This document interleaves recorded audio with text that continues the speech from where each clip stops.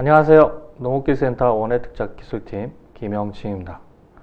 이번 시간에는 과수 화산병 발생 및 방제 요령에 대해 강의를 시작하도록 하겠습니다. 서천군은 화산병 미발생지역으로 강의 사진과 내용은 농촌지능청 국립농업과학원 과수 화산병 발생 및 대책 교육자료와 과수 화산병 예찰 방제사업 지침에서 인용하였음을 말씀드립니다. 강의 순서는 화산병 발생 상황, 화산병의 특징, 화산병의 증상, 화산병의 방제 요령 및 손실, 보상금, 경감 기준 순으로 강의토록 하겠습니다. 첫 번째로는 충청남도 화산병 발생 상황입니다. 2015년 천안에서 10헥타르 발생 시작으로 올해는 당진 5헥타르, 아산 8헥타르, 천안 23헥타르, 총 36헥타르 발생되었으며 서천군과 임접시군은 익산이 2020년 2헥타르 발생되었습니다. 서천은 현재까지 미발생지역으로 철저한 화산병 사전 방제 및 예찰을 통해 계속적인 미발생지역을 유지토록 노력하겠습니다. 두 번째로는 화산병균의 특징입니다. 화산병은 세균에 의해서 사과, 배의 꽃, 잎, 열매, 가지에서 불에 데친 것과 같은 증상을 일으키는 병으로 크기는 1마이크로미터 내외로 1000분의 1mm 정도의 크기이며 기주식물로는 장미과의 39속 180여 종에서 발생되고 국내의 자연 기주식물로는 사과, 배, 모과, 살구, 산사나무가 있으며 주요 특징으로는 개화기, 화기 전염이 가장 큰 요인으로 비바람, 곤충에 의해 전염되고 나뭇가지와 줄기의 병환에서 활동합니다. 또한 매개충으로는 꿀벌, 갈색날개 매미충, 꼬마, 꽃등해가 있습니다. 화산병과 유사한 가지 검은 마른병의 특징을 비교하면 전염원, 병의 전파, 피해 정도, 예방 방법, 피해 증상 등이 동일하며 진단 시에는 간이 진단 키트로 구분이 불가능하며 병원균 분리, PCR로만 구분이 됩니다. 화산병의 경우 국가병해충으로 발생 시 과원을 폐원해야 합니다.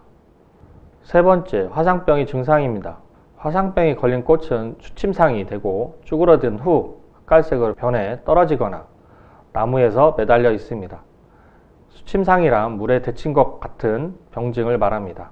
사진의 화살표가 가리키는 증상과 같습니다. 또한 병든 꽃은 수침상이 되고 쭈그러든 후 갈변으로 세균이 누출되기도 하는데 세 번째 사진의 붉은색 동그라미 물방울이 바로 화산병균입니다. 미숙한 과일에서는 수침상의 병반이 보이거나 갈변하여 오그라들고 흑변하여 가지에 매달려 있기도 합니다. 가운데 사진에서도 화산병균이 물방울로 보이실 겁니다.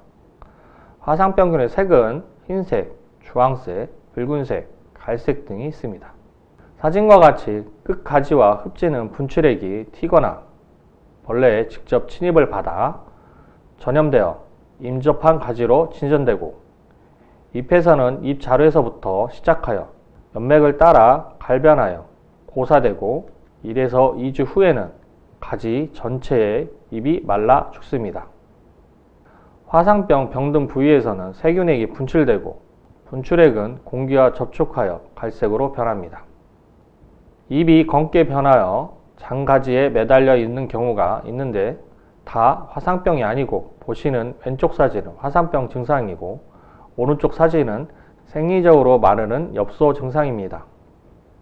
이 두 사진을 확대해서 보시면 엽소 증상은 연맥이 갈변되지 않고 잎만 흑갈색으로 변한 것을 볼 수가 있고 화산병의 경우에는 연맥에서 시작하여 잎 전체로 전염되기 때문에 연맥까지 흑갈색으로 변하게 됩니다. 화산병의 가지와 궤양을 알아보도록 하겠습니다. 화산병은 병든 장가지로부터 큰 가지로 진전되어 궤양 병반을 형성하게 됩니다. 궤양이란 진균이나 세균에 의해 형성되는 기주체 또는 영양식물체의 일부분이 썩는 병해를 말합니다. 사과나무의 궤양 과정을 살펴보면 5월 하순 병든 신초와 연결된 가지에서 생기는 초기 궤양의 수침상 증상으로 시작하여 7월, 8월 궤양이 확대되고 9월에서는 확대를 멈추고 수침상의 경계를 형성하며 그해 겨울을 지나 다음해 5월부터 다시 수침상의 궤양이 확대됩니다. 이렇게 A, B, C, D 과정을 계속 순환하여 궤양 증상이 확대되는 것을 알 수 있습니다. 또한 2월부터 4월 물 오름 이후에는 간염나무의 주관부나 궤양에서 세균액이 분출되기도 합니다. 이 누출액을 비바람, 곤충, 작업자, 작업도구의 접촉 등으로 다른 건전주의 화상병을 전염시킵니다. 궤양 증상이 다 화상병으로 볼 수만은 없습니다. 궤양 증상은 사진과 같이 곁무늬 썩은 병, 불안병 등에서도 나타납니다. 그래서 화상병과 궤양의 유사 증상을 구분하기 위해서는 사과나무의 사진과 같이 의심된 부분을 칼로 벗기면 즉시 또는 1분 이내로 갈변되는 경우 화상병이고, 변색되지 않은 경우에는 불안병이나 다른 궤양 증상으로 보시면 됩니다. 배나무의 경우도 동일한 반응을 보이는 것을 알 수 있습니다. 꼭 벗긴 부분은 도포액자를 골고루 발라주시면 됩니다. 이렇게 궤양이 있는 가지는 꼭 제거해야 하는데, 제거 방법은 궤양 증상 하단 끝 40에서 70cm 이상 쪽을 절단하고, 절단 부위는 도포약을 골고루 발라주시면 됩니다.